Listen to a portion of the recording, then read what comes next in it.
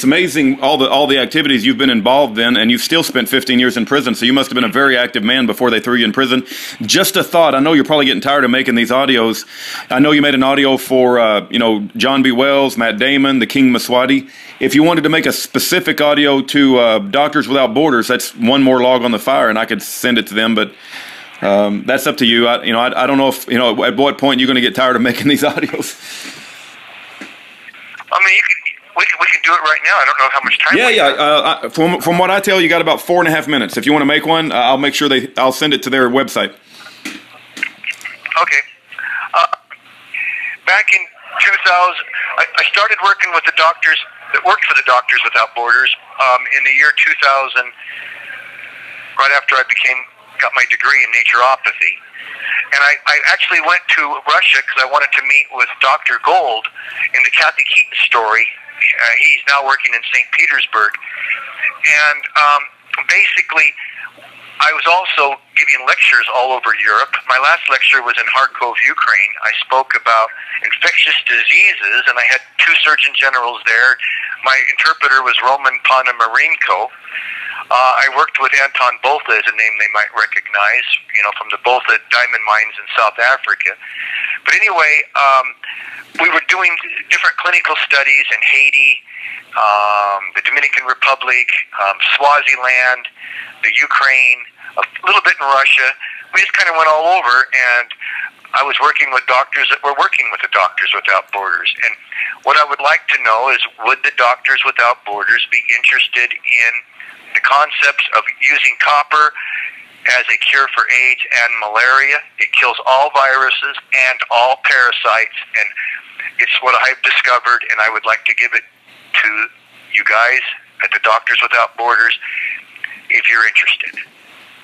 I've been here talking to Rudy about offering this copper. See, copper's normally poisonous. There's even a disease caused by taking bad copper. It's called Wilson's disease. And I found a way to make copper non-toxic, and copper is known to kill every virus known to man, and copper also kills all parasites. It even crosses the blood-brain barrier. It takes out the brain-eating amoeba.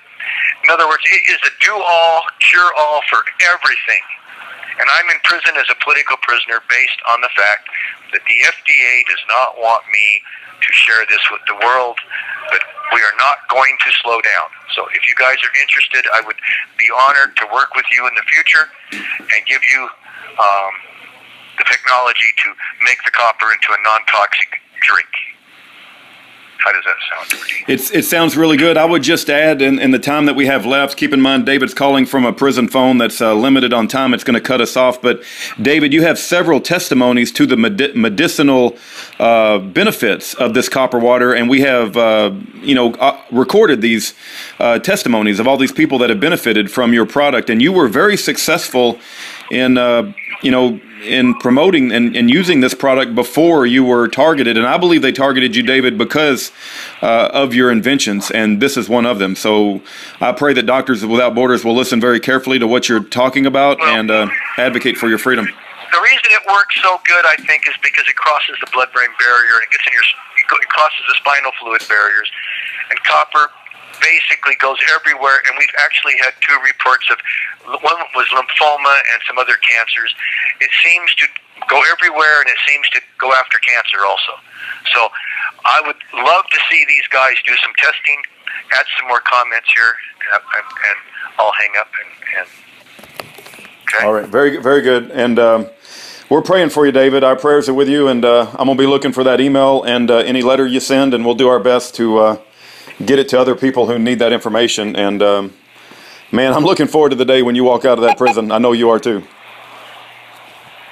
Well, one way or another, we need to take and give this copper to the world. Most of the countries that are not part of the Codex Alimentarius allow people to use different things as medicine, but this country really doesn't want the cure to be found. That is my opinion. You know, that's a very important phrase you just used. I didn't know what it meant for a long time, and I've looked it up, and people need to research what you just said, Codex Alimentarius. Yeah, You have to have a prescription to get vitamin C in some countries that have the codex. So incredible. I'm against the codex, and I only worked in countries that did not have the codex, if you want to splice some of this in there. All right. Okay. We love you, David. God bless. God bless you. All right. Love you. Bye-bye. Bye-bye.